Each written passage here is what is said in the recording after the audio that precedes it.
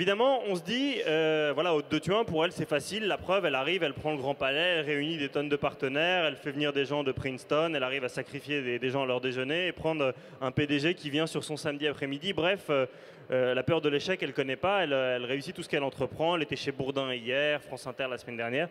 Donc en fait, pourquoi est-ce que vous êtes venu nous causer d'échecs? D'abord parce que j'ai connu des échecs dans ma vie et que je pense que c'est un vrai sujet français. Et il y a encore une semaine, il y avait un papier que je vous ai montré d'ailleurs, Vincent, qui est sorti dans les Échos sur une conférence qui fait un tabac aux États-Unis sur l'échec. C'est une conférence qui tourne, qui va dans les universités, qui va dans les entreprises. C'est-à-dire c'est exactement comme si nous, on faisait Osons la France sur le thème de l'échec et qu'on allait dans les entreprises parler de l'échec. Et c'est un vrai sujet français qui est de ne pas parler de l'échec. Et quand on a préparé l'ensemble d'Osons la France et l'ensemble des sessions avec Vincent, il nous semblait évident de démarrer une après-midi comme celle-ci sur ce thème de l'échec, parce que sans cette notion de l'échec et sans cette acceptation que l'échec est nécessaire pour rebondir, on ne pourra pas grandir. Et c'est important de le dire à nos enfants.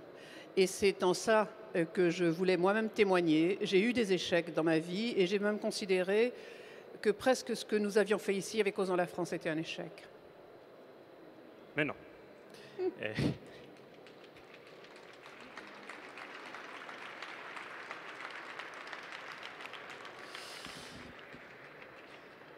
Ah, vous êtes rude. Non, mais l'échec est souvent un écosystème et un terreau extrêmement fertile aux plus grandes découvertes. Je voudrais que vous nous expliquiez dans quel contexte est-ce que vous avez décidé de créer le Women's Forum, puisque c'est suite à un échec.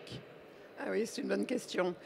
Je voudrais donner en préalable le fait que je suis bretonne et têtue. Et que je fais des choses... Il y a un lobby breton qui est dans la salle. Et que je fais des choses souvent quand je suis en colère. Il se trouve qu'il y a 15 ans, j'avais déjà une société, puisque j'ai toujours eu des sociétés, puisqu'à l'âge de 22 ans, j'ai créé des sociétés. J'en ai créé une par décennie, donc j'en ai créé 4. Et à 50 ans, juste avant d'avoir 50 ans, j'ai voulu aller à Davos, au World Economic Forum. Pourquoi? Parce que je pensais que j'étais une femme de mon époque, de mon temps, et que j'entendais dire de Davos que c'était l'endroit où on pensait le monde de demain. Vous connaissez bien le sujet, Monique et Ezra, vous y êtes allés à plusieurs reprises, et on disait qu'on pensait le monde de demain, et je pensais aussi que je pensais au monde de demain. Donc j'ai voulu aller à Davos, et je n'ai jamais eu de réponse à ma candidature. Ça m'a agacée. J'ai interrogé 3 femmes qui y allaient, qui étaient Anne Lauvergeon, Patricia Barbizet et Dominique Erard-Dubreuil. Et les 3 ont eu la même réponse, séparément. Elles m'ont dit, mais Aude, il y a 95% d'hommes à Davos, c'est-à-dire 5% de femmes. Et je lui dis, mais toi aussi, tu y es allée. Elle dit, oui, mais nous, on est dans des grandes entreprises. Et donc, on est sollicité pour aller à Davos parce que nous sommes dans des grandes entreprises et toi, tu es non seulement une femme, mais en plus, tu diriges une PME, donc tu ne les intéresses pas. Ça m'a tellement mise en colère que je me suis dit à ce moment-là que le monde ne tournait pas rond et qu'il fallait que je fasse quelque chose pour les femmes. Et c'est comme ça qu'est né le Women's Forum. Et 3 ans après l'avoir créé, je suis devenue leader mondial. Pourquoi? Parce que j'ai fait appel à la fois au même code que Davos, parce que ça marche, et donc il ne fallait pas le nier. Et un des codes, c'était de travailler avec quelqu'un qui avait travaillé à Davos, qui était le responsable des programmes, qui est l'ancien CEO de Davos, Claude Smadja. Il avait comme spécialité de détester la France, les femmes et les Parisiennes. Je pense que je suis arrivée parce que j'étais bretonne. Et nous avons travaillé ensemble pendant les 6 années que j'ai dirigé le Women's Forum. Et là, ça a été une deuxième étape. Ça a été la plus grande histoire de ma vie professionnelle avec Osons la France maintenant, que j'ai créé donc 10 ans après, à 60 ans. Parce que là aussi, je me suis dit, quand j'ai été virée du Women's Forum, mais je vous la fais courte, j'ai donc dirigé le Women's Forum et il y a eu la crise des subprimes. La crise des subprimes a fait que nous avons eu une baisse de chiffre d'affaires importante. J'avais créé ce forum en Asie. Et puis, il y a eu une histoire que j'ai racontée d'ailleurs et que je vais redire parce c'est simplement honnête de ma part de le dire et puis elle est anecdotique et amusante. Quand j'ai créé le Women's Forum en Asie, j'avais pris un accord avec le gouvernement chinois, 1 année à Pékin, 1 année à Shanghai. On a commencé à Shanghai et à ce moment-là, Nicolas Sarkozy, président, a reçu le Dalai Lama en France. Et vous vous rappelez que les relations entre la Chine et la France ont été très conflictuelles et mon bureau a été fermé en Chine. Donc entre la crise des subprimes et la fermeture de notre bureau, il a fallu que je cède mon entreprise, le Women's Forum, pour le sauver. Donc je l'ai vendu pour le sauver, il existe toujours et il est passé ce qui devait se passer, c'est-à-dire qu'ils m'ont viré. Et donc là aussi, je l'ai pris comme un échec. C'est-à-dire qu'au lieu de considérer que j'étais à l'origine du Women's Forum, que je l'avais créé parce que j'avais eu cette force extraordinaire que je suis allée chercher au fond de moi, sans à un moment douter. Vous savez, quand on y va avec une sorte de colère et avec en même temps persuadé que c'est ce qu'il faut faire et que c'est le bon moment pour le faire, on n'entend pas le reste, on n'entend pas... Et lorsque je suis sortie de ça, malgré la fierté que j'avais d'avoir créé le Women's Forum, j'ai quand même fait un burn-out. Parce que avoir été virée a été difficile. On m'a demandé après de parler de ce burn-out, ce que j'ai accepté de faire, parce que c'est comme l'échec.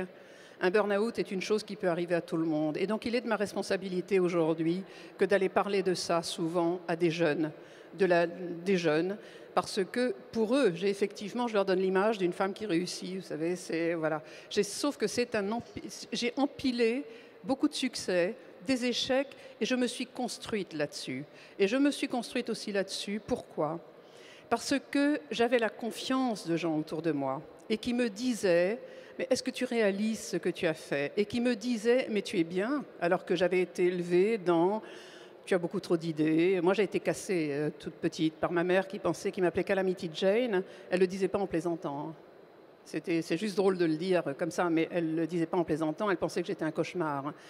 Et donc tout ça était terriblement difficile. Et autour de moi, j'avais une famille, un mari, qui me disait, mais réalise ce que tu fais, réalise ce que tu apportes. Et mon mari est là aujourd'hui et ça continue. Il continue à m'encourager.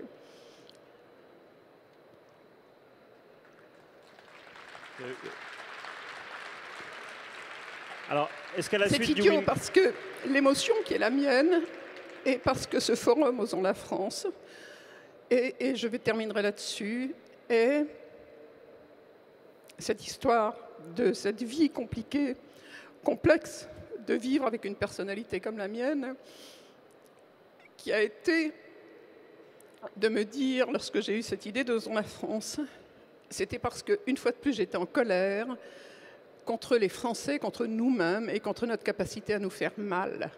Cette capacité que nous avons à vivre dans un pays négatif. Cette capacité que nous avons à envoyer des ondes incroyablement négatives à nos enfants. Et on ne mesure pas l'impact de ce qu'on génère, enfin de ce qu'on provoque chez eux. On les fait vivre dans un pays qui se voit en négatif et donc ça ne les aide pas à grandir. Et lorsque j'ai eu l'idée d'Osons la France, c'est parce que, grâce au Women's Forum, j'ai fait le tour du monde et les gens me disaient toujours « Mais est-ce que vous réalisez ce que vous avez dans votre pays ? Vous êtes toujours en train de vous plaindre, mais vous avez le plus beau pays du monde, vous avez les infrastructures, vous avez l'éducation. » Vous avez des multinationales magnifiques, vous avez le pinard, vous avez la mode, vous avez les chauffeurs de taxi les plus insupportables et vous êtes le premier consommateur de psychotropes. Et donc, à 60 ans, je me suis dit, je vais donc créer une entreprise, puisque je n'ai que 60 ans. Ce qui d'ailleurs aujourd'hui m'agace parce qu'on me dit, mais tu n'arrêteras jamais. C'est souvent des gens qui ont plus que mon âge qui me disent ça. Je dis, mais non, pourquoi est-ce que je m'arrêterais ? Enfin, c'est quelle question ? Idiote question. Pourquoi est-ce que je m'arrêterais ?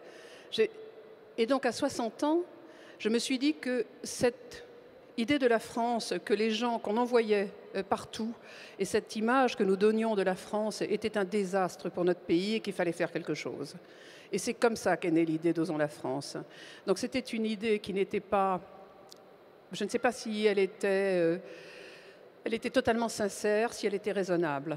Je n'en suis pas sûre. Mais elle était totalement sincère, et elle est toujours sincère. C'est-à-dire qu'il y a une absolue nécessité aujourd'hui de transformer notre pays, de l'amener ailleurs, d'oser dire à nos enfants que oui, ils partiront à l'étranger, mais qu'ils sont les bienvenus dans notre pays, qu'on peut faire des choses dans notre pays. Nous avons une responsabilité incroyable, individuelle et collective, aujourd'hui, à tenter ce pays, parce que nous y sommes. Nous ne sommes pas 65 millions à partir. Nous devons être fiers de notre pays, nous devons être orgueilleux pour notre pays, nous devons presque et c'est ce que je dis depuis quelques jours, aider les politiques. Parce que le sujet n'est plus la gauche ou la droite. Aujourd'hui, le sujet, c'est la France. Où voulons-nous mener notre pays? Comment pouvons-nous vivre dans un pays qui n'est pas fier de lui? Donc redonnons-lui de la hauteur grâce peut-être aussi à Osons la France. C'est la démarche en tout cas qui a été la mienne, grâce aux gens qui m'ont fait confiance, qui m'ont suivi. Et si même aujourd'hui, c'est très difficile, parce que réellement c'est difficile, et c'est pour ça que je suis désolée de m'être emportée, de laisser l'émotion transparaître, c'est parce que la difficulté est derrière nous. On ne dort pas depuis une semaine maintenant, on ne dort pas. Mais on va y arriver, et je crois que le message est en train de passer. Je crois que cette France nouvelle est à la portée de notre main, c'est à nous d'y aller. Et voilà, et à nous, société civile, de nous dire on y va, parce que demain, il n'est pas un autre monde, demain c'est le nôtre, et nous devons être fiers de ce pays. Je vous remercie.